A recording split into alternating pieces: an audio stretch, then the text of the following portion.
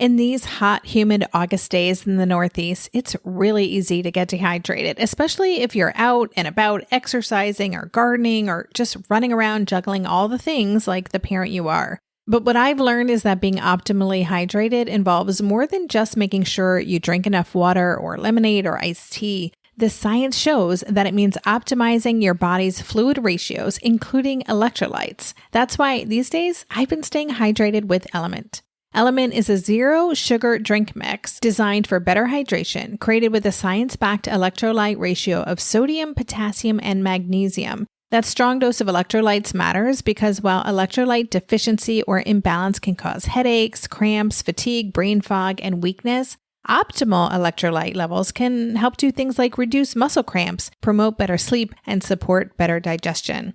Since I've been taking Element, I've noticed a boost in my energy levels and also just feeling more generally on top of things when it comes to my ability to do focused, productive work. And I'm pretty psyched about that because I'm juggling perhaps a few too many things at the moment and I need all the help I can get.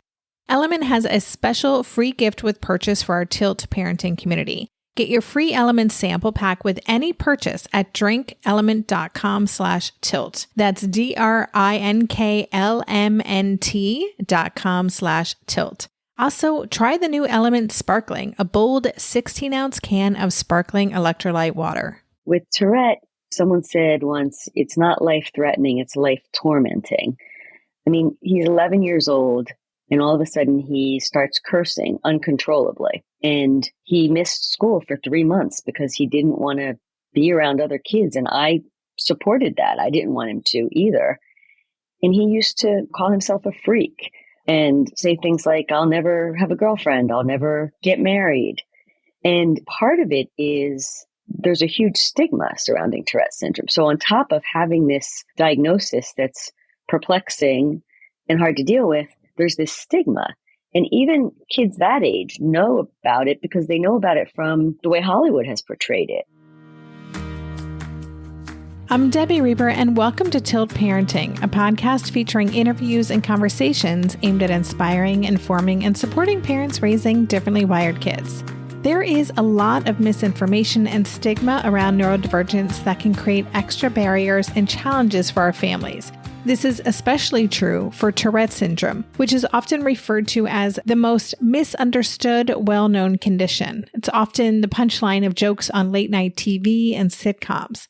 And it's in large part because of these misconceptions and difficulty accessing resources that my guest today, Michele Turk, found herself at a loss when her 11-year-old son Michael was diagnosed with Tourette. In her new memoir, What Makes Him Tic, a memoir of parenting a child with Tourette Syndrome, she writes vulnerably about the challenges they face as a family in getting the right support, navigating school, social, emotional, and academic challenges, and how she evolved from thinking she had to fix Michael to understanding her job was to accept him and to help him do the same. She really wanted the world to know he was so much more than the boy who shouted obscenities hundreds of times a day.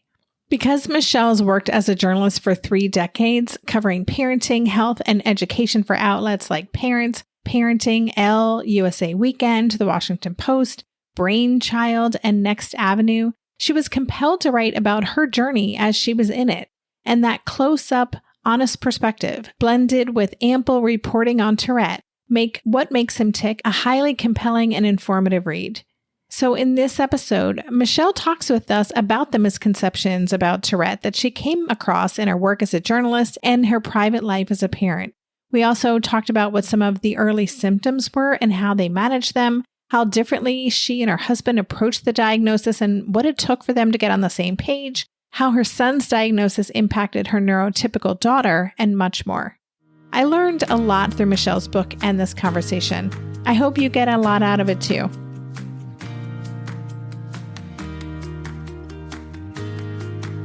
Hey, Michele, welcome to the podcast. Thanks so much for having me. Yeah, I'm really looking forward to getting into your book, which I read with fascination and really kind of struck me in so many ways what you went through in your own journey of discovering who your child was and how to support him. And you were very vulnerable about your own journey of self-discovery. So I want to get into all of that today. But could you tell us a little bit more about yourself behind the bio? So how you came to decide, I need to write this book. Where did this really stem from? So I have been a journalist for, I guess, 30 years now, mostly writing about parenting and health and some business. But I was writing about parenting before I even became a parent. And then I scaled back a lot and was, very part-time when my children were little. I have two children, Michael, who's 25 now, and Katie, who's 23.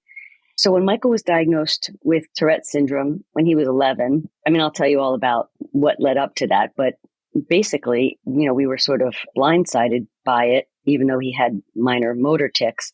And as someone who's a writer, I just started jotting down things that were happening on pieces of paper, like all over the house, and then in my journal, because it was just sort of hard to believe it was happening. And then eventually I was like just doing a little writing about it just for myself. And then about 9 months in, I started taking an essay and memoir writing class. And I have a journalism degree, but this was different because it was writing about myself and my family. And it was uncomfortable, to be honest, because I'm used to writing about other people. And that's when I started thinking, okay, there's probably more to this. And at the same time, I was reading everything I could about Tourette syndrome, and there wasn't a whole lot out there. So I kind of wrote the book that I wish I had back then. It took a long time because, I don't know, I'm a procrastinator, and I would, write a little bit and then put it aside and then write a little bit more and then show it to different agents or editors. And at one point, not that long ago, an agent looked at it who made the suggestion that it be a reported memoir, meaning that I sprinkle it with facts because there's so many misperceptions about Tourette syndrome. So that's basically what it is. It's sort of our family story, but also information that can be helpful to other parents, not just of parents of kids with Tourette, but also ideally parents of other kids with challenges, anyone who's neurodivergent or has learning disabilities and so forth. I appreciate that so much. I'm remembering a conversation I had with my agent many, many years ago. And I've written a number of books before I did Differently Wired. I've had my agent for now 25 years. But I remember having a lunch with her when my kiddo was maybe 10 or 11. And I was feeling like drawn, like I need to write about this in some capacity. And she said to me, Debbie, you need to live it first and then you can write it. And that was such good advice. I wasn't ready to write it yet. And so I'm just curious, your instinct to start writing things down, was it part of your trying to make sense of what was happening? Was it to keep track of symptoms? Or was it that you kind of knew instinctively, I'm going to have to do something with this ultimately? All of the above. All of the above. Some of it was, in the class I took, we had 1,000 word assignments each week. So writing 1,000 words, it was very easy to do that because there was so much happening. So trying to make sense of it. And even in some respects, like some of it was kind of unbelievable. So really it made it real putting it on paper. So that's why if you read it, there's dialogue that's very specific, right? That's all because it was written in real time. I didn't have to go back and recreate anything. So that was sort of a plus.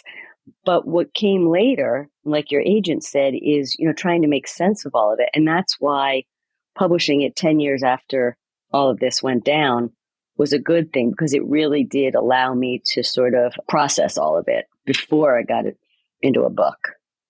Yeah. And some of the dialogue in there, we'll get into it in a little bit, but it definitely does feel very present and visceral as a reader. You kind of take us right there. You mentioned that there had been some signs before Michael was diagnosed when he was 11. So can you share what some of those first signs were? Because I think, the audience for my show are parents of neurodivergent kids. I know that there's a lot of co-occurrence with ADHD and OCD. So what were some of those early signs, and what were you thinking at the time that you were observing those things? Well, I think the very first signs, which we didn't realize had anything to do with Tourette, but Michael had behavioral problems from preschool. By the time he was in kindergarten or first grade, he was sent to the principal, had the discipline charts, the smiley faces and so forth. But then he was around 6 or 7 years old. He started having eye blinking and facial grimaces. So they call those motor tics as opposed to vocal tics. So the motor tics could be anything involving any part of the face or body. And so the pediatrician diagnosed allergies, which it turns out he does have, because of the eye blinking, he does have allergies. But then they continued even during the winter months. So we were referred to a pediatric neurologist, and he said tics are common in boys and he will likely outgrow them. And while that is true, that's not what happened with Michael. And we actually went back to the same pediatric neurologist a couple of years later, and he said the same thing. I guess for your listeners, what we were told when he was diagnosed is that, he had a rare manifestation of a rare illness because he has Coprolalia, which is the cursing or any shouting obscenities and other inappropriate words. Jump ahead, 12 years later, and in 2022, the CDC revisited the incidence of Tourette syndrome, and they estimate now that 1 in 50 kids has either Tourette or some other tic disorder. And the criteria for what is Tourette is very definitive, but there's other tic disorders. So, again, for your listeners, I'm not a medical doctor. I'm a parent who went through this and I did research, but certainly monitor them, keep track of them, and then, definitely seek medical care, probably beyond the pediatrician if they're significant and continuing, because it is much more common than once thought. And as you said, the co-occurring conditions, super common. So something like 85% of all kids with Tourette syndrome have some sort of comorbidity, whether it's OCD, ADHD, learning differences, handwriting problems. It goes on and on. So it's not just that you're treating the tic, you have to treat whatever co-occurring conditions are going on too. The good news is Michael's 25 compared to when he was 11. I'm lucky I live in Fairfield County, Connecticut, in between New York City and New Haven. So we could have either gone to get treated to either of those. We went up to Yale, the Child Psychiatry Center, which was a mecca for studying and treating Tourette. Now the Tourette Association has 21 centers of excellence all over the country. And those places really are ideally where you'd want to seek help if you think that this could be what your child has, in my opinion.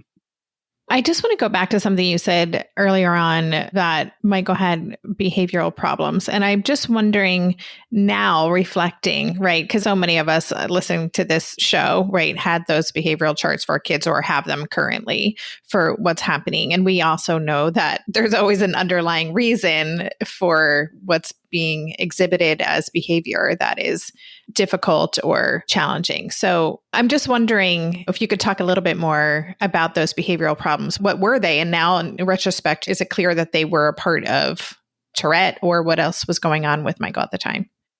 I think it was something to do with the Tourette. Someone told us early on, one of the experts, that Tourette is a triangle of the tics, OCD, and ADHD. And I think Michael had some ADHD when he was very young. In preschool, he was defiant, he was impulsive, he had trouble staying on task, but sometimes he focused intently on certain things. Definitely, I think those things were related to the Tourette. But over time, we were in a public school system. It wasn't a great fit for him, and he was getting into trouble in elementary school as well. And I started feeling like I was a bad mother. I felt like I was doing all sorts of things wrong. That's when I started reading all these parenting books. I consulted parenting coaches. There's a chapter in the book called What Makes Him Tic, T-I-C-K, because my husband and I were always trying to figure out what the problem was.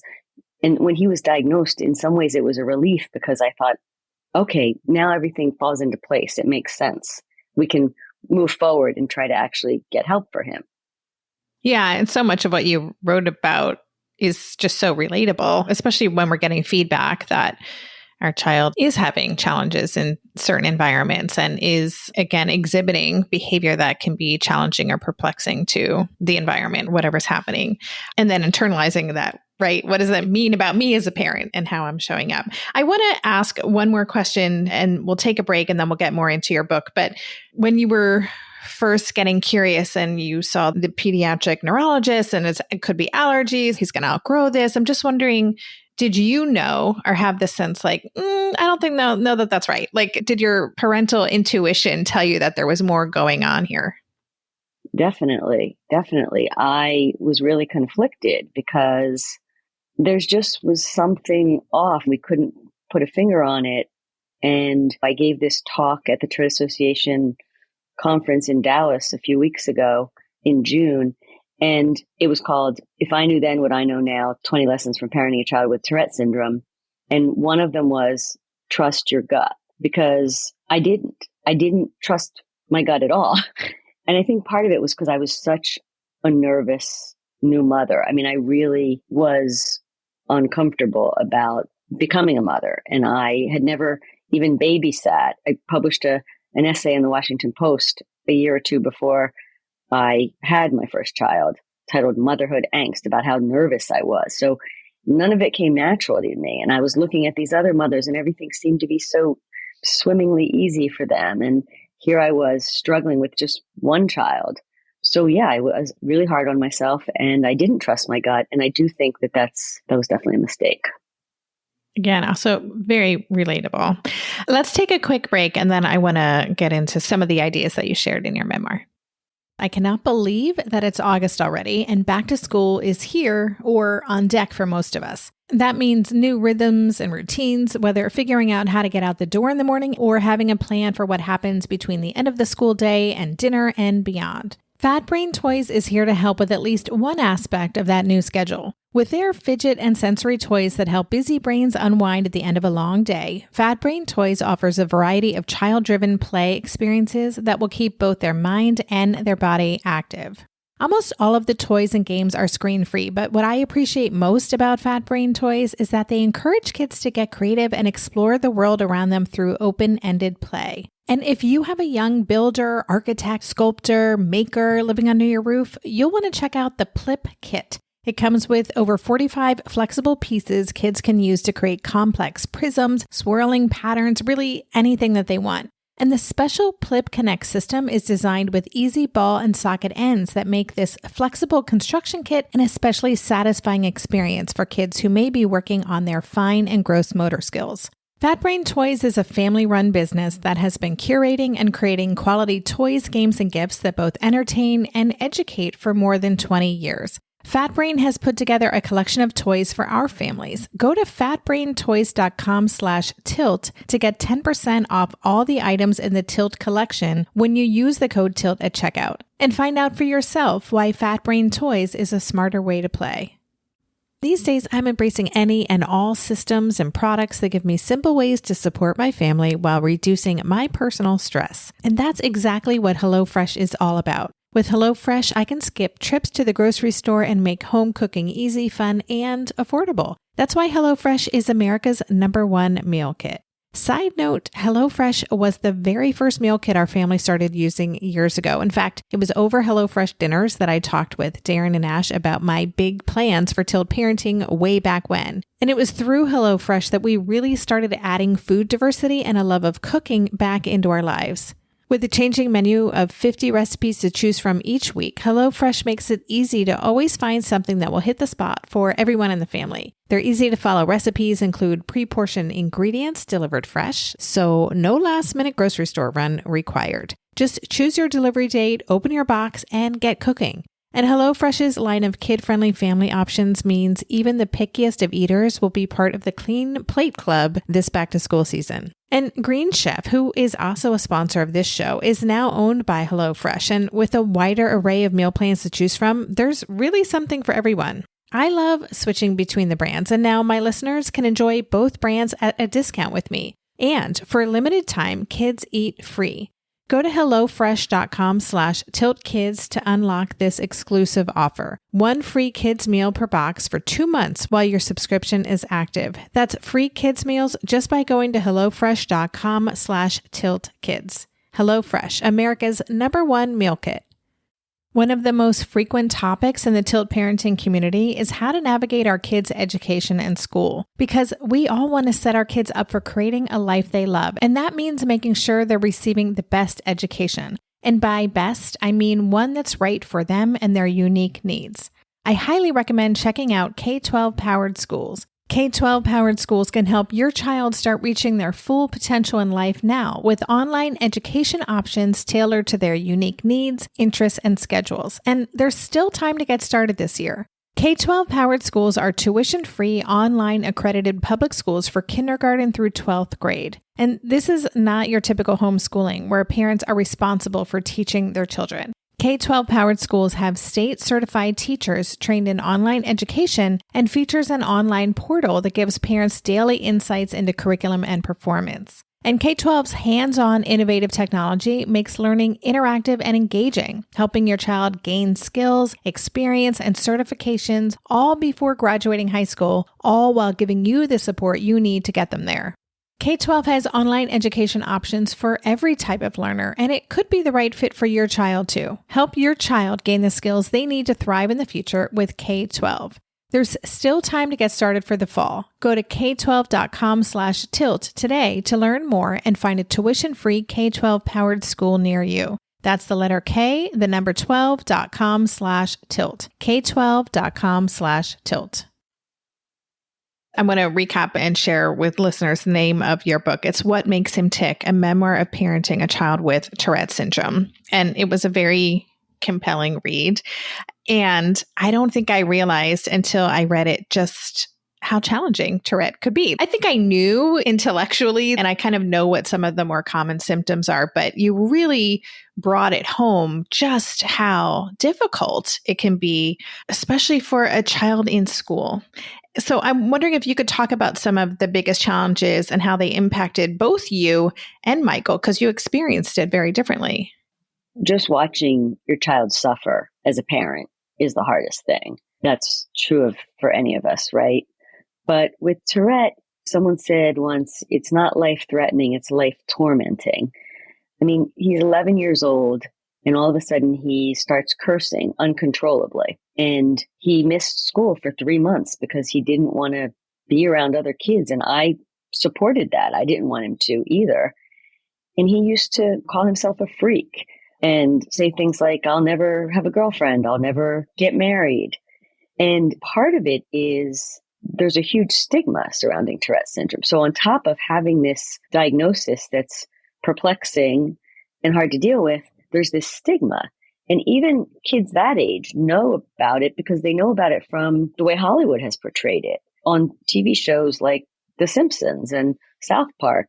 They have done a horrible job of portraying Tourette syndrome. Now, it's no longer the butt of jokes in Hollywood, but they're not exactly doing anything about Tourette right now.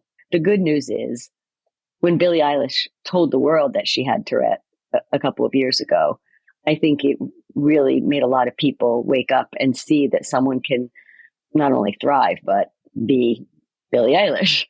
So I think it is changing. And the more people talk about it and the more people like her talk about it, I do think that it will become easier, but it is a really hard diagnosis.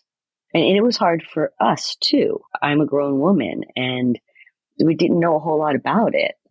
People don't. I mean, even when I'm doing events, the questions that are asked, you realize how little people know about it. What are some of the biggest misconceptions that you're aware of? Because I do think there is more of a stigma surrounding Tourette than ADHD or learning disabilities or autism. It seems very distinct to me. And again, not a lot of awareness of what's really going on. So are there any kind of myths that came up for you or things that really surprised you that people didn't really understand? As I said, one of the myths is that most people assume that it's all about cursing. And only 10% of people with Tourette have Coprolalia, the cursing. So you could have Tourette and never blurt out curse words. Your words could be anything, or your tics could be anything. And I think people think it's sort of this rare out there condition when I can't tell you how often I see people who are ticking enough that I can say that they have a tic disorder. I don't know if it's Tourette, but my husband teases me because he said, oh, you think everyone has Tourette. And then I'll say, I mean, literally, like in the last few months, I was at a museum and there was a kid sitting next to me and he was ticking away. a boy I tutor ticking away, 2 holiday parties. There were grown men ticking away. It's much more common. And I think people don't connect the dots and think that it could be a tic disorder. And I think that is, something, again, for your listeners, that if their child is ticking, it's something to just keep an eye on for sure. So one of the things that I just felt your struggle and the challenge and the dilemma was surrounding school. And the fact that you're like, my child can't go to school because he is kind of coming out with these obscenities and these offensive things, right? So there's fear for you. There's obviously fear and concern on Michael's part of not wanting to stand out. Then you're getting pressure from the school, like he needs to be back at school. So you're getting kind of these mixed signals. And I wonder if you could talk about that a little bit. Like, how did you navigate that? I don't know what the right answer is. Like, how did you figure out how to do that? Well, early on, he missed school for 3 months because he was ticking so often and so loudly that if he were in a classroom, it would be so disruptive. I couldn't see how that could happen. We were fortunate that, I don't know if all school districts do this, but once you're out for 2 or 3 weeks because of a medical disability, they sent a tutor to the home. I think it was every day for 2 hours. So he was keeping up with his work somewhat. He did eventually go back to school, but that was difficult too because he felt like he was a curiosity. Where was he? He wanted to tell people he broke his leg or he had mono. He was suppressing the tic. So he went on some medications, and I believe that's certainly one of the reasons why he was ticking less. But he was also suppressing the tics, sort of muffling them. You get something called a premonitory urge before the tic comes on. So it's kind of like when you feel a sneeze coming on. So he would suppress the tic, but that takes a lot of energy. And he wasn't really paying attention in school. It was definitely affecting his learning. So there was a lot of back and forth and just trying to figure out, how do we make this work? And you obviously appreciate that as someone who chose to homeschool. It's a lot. And I feel like there are resources for people. And even just talking to friends. So I didn't have any friends with children with Tourette, but I had friends with kids with lots of other diagnoses. And they were helpful just in giving advice. But, things like what you're doing with the club, things like that, just having, a hive that can understand and relate to what you're dealing with is helpful. Yeah, I can imagine it's super isolating. That exhaustion of suppressing tics, that also sounds like the exhaustion that so many neurodivergent people have just from masking. Like if you have ADHD, like to focus on something takes so much energy that you can't do anything else. So I really appreciate that. It's super interesting. Let's take a quick break and then we'll talk about some more of the ideas in your book. Achieve clean, healthy-looking skin with Youth to the People. The 20-time award-winning superfood cleanser gently deep cleanses and removes makeup and SPF in 30 seconds. For skin that's hydrated, balanced, and soothed, never stripped. It's the green juice cleanse for your face. Formulated with good-for-you antioxidants like kale, spinach, and multivitamins to respect your barrier. No disruption. Find out why one cleanser is sold every minute in the U.S. Shop now at Sephora. Feel your max with Brooks Running and the all-new Ghost Max 2. They're the shoes you deserve, designed to streamline your stride and help protect your body. Treat yourself to feel-good landings on an ultra-high stack of super comfy nitrogen-infused cushion that takes the edge off every step, every day. The Brooks Ghost Max 2. Technically, they're a form of self-care. Brooks, let's run there. Head to brooksrunning.com to learn more. This episode is brought to you by Thomas's. Thomas's presents Technique with Tom. Slicing an English muffin with a butter blade? Boulder Dash! Just pull apart with your hands and marvel in the nooks and crannies' splendor, for each one is unique like a snowflake. Thomas's, huzzah! A toast to breakfast. I just wanted to call out, there was a story that you relayed when Michael, I think it was right after 6th grade, he said that at lunch, if there are too many kids at a table, the kids take a vote on who has to leave. And he said, it's always me. You said, when's the last time this happened? And he said, yesterday. Someone said, who votes that Michael leaves? And they all raised their hands. my heart just broke reading that. I can't imagine you hearing that story from Michael. And I'm wondering if you could just talk a little bit about that aspect of navigating being a young person, a middle schooler with Tourette's. Like, how did you do that? It's so hard to be a middle school student, period, right? I mean, middle school was tough for me. I talk about it in the book. And when you write a book, you have to go back and revise it and revise it and revise it. So I have, rewritten or revised and read that passage a dozen times. And I cry every time I read it too, even now. It's just, you really wonder. And you think, like, how horrible is that for him? And again, your heart just breaks for him. So that was one of the things that made me think, okay, we have to look into alternatives. I don't know that this is going to work. But really, what you said before about he wasn't really learning too at the same time. So he was socially being ostracized and not learning. So there was a lot going on. One thing I will say along those same lines is Michael once told me a long time ago that he thought that having Tourette made him a better person. And I went back and asked him when I was wrapping up the book. So he read the whole thing and I went back and asked some follow-up questions. And I said, what did you mean by that? And he said, I think that when you're ostracized and bullied, like I was, or like other kids are, you're more compassionate. You're not going to treat other people that way. You're just going to be more kind. I thought that was a nice silver lining to what he experienced. He was, 12 years old when that happened? Some of things like that, like he kind of put that in his past. I'm the one who dwells on it. He's moved on from a lot of that, which is good. That's awesome. I want to talk for a minute about the family dynamic. So you wrote about your relationship with your husband, and that initially it seemed like you were responding with more urgency, like this is something we got to deal with, and your husband wasn't on the same page. I was hoping you could just share a little bit about that, of how you got on the same page, because that's obviously a big topic of conversation in this community as well. I was definitely a mom in a hurry. I was looking for the magic bullet, a cure for something that has no cure. In the first month, we went to the pediatrician, the pediatric neurologist, a psychiatrist, an acupuncturist, and so forth. I was dragging him to all sorts of doctors trying to figure this out. And my husband, who is a doctor, he's an OBGYN, he was more of the mindset, okay, we'll figure it out in time. Let's wait to see when we get to the experts, because initially there was a long wait to get into see the doctors at Yale. Let's see what they have to say.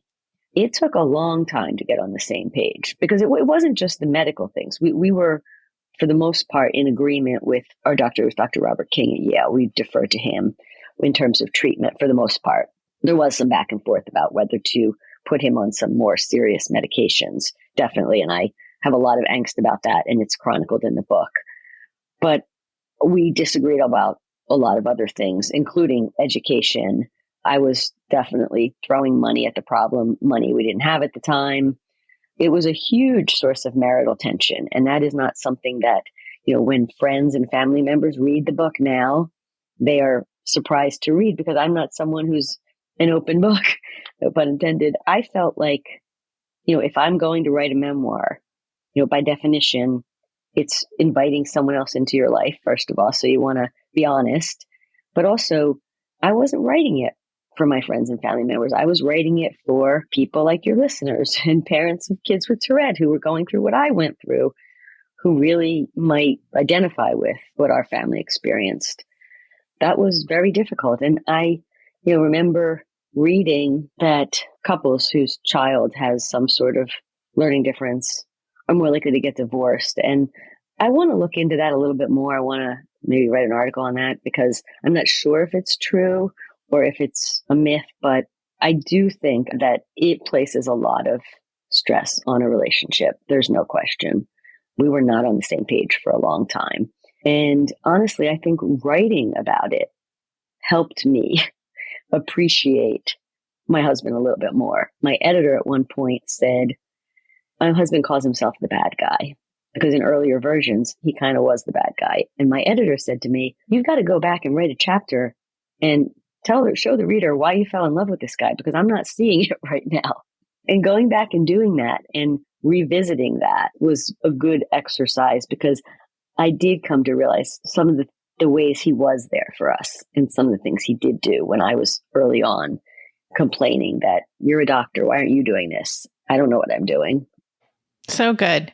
Yeah, I really appreciate that, because I've talked openly about what we've gone through, my husband and I, to get on the same page. But I think part of it, when I'm asked this question, it's always, how can you, instead of demanding that the partner show up in the same way you do and think the exact same way, but rather, how can you look at what they are doing and contributing that is unique to how they show up in the world and how that can be supportive in other ways. So I love that your editor encouraged you to go back and that exercise was helpful. That's really cool.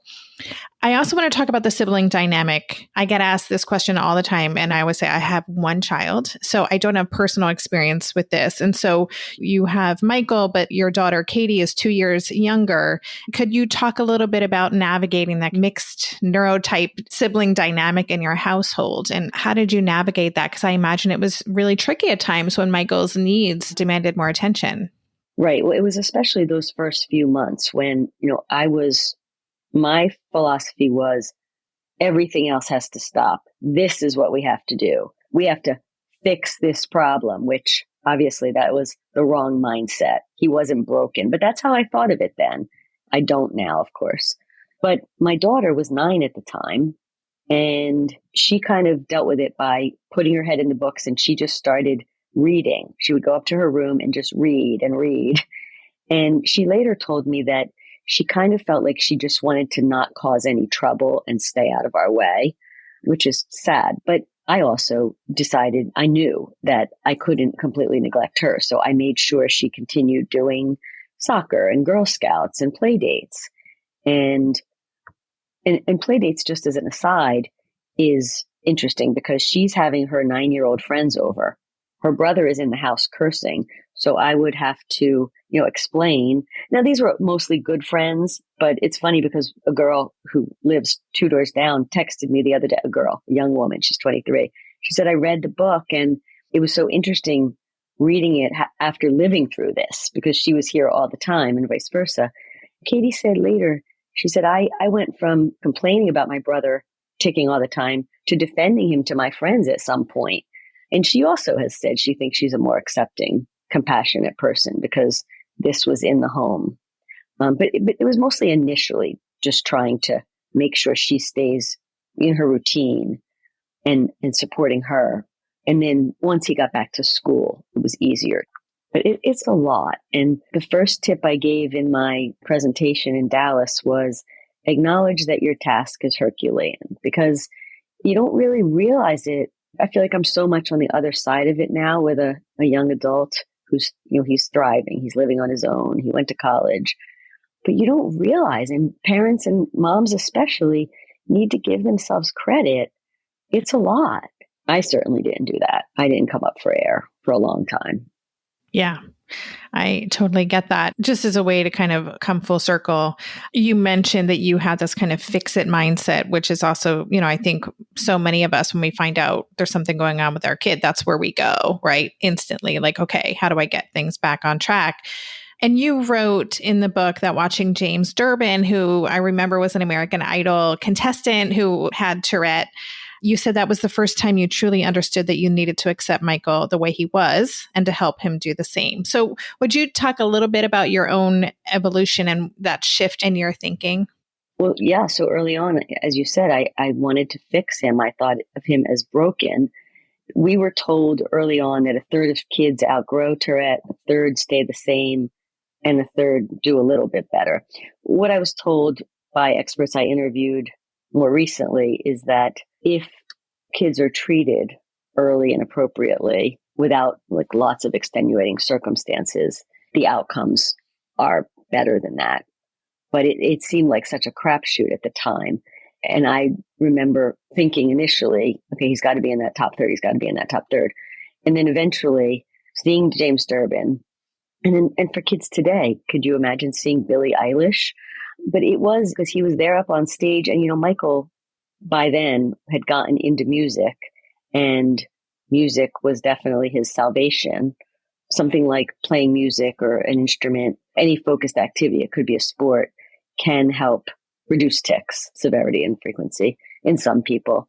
So yeah, it was definitely this moment where I thought, okay, that could be a possibility, but look at this young man. It was a shift, definitely.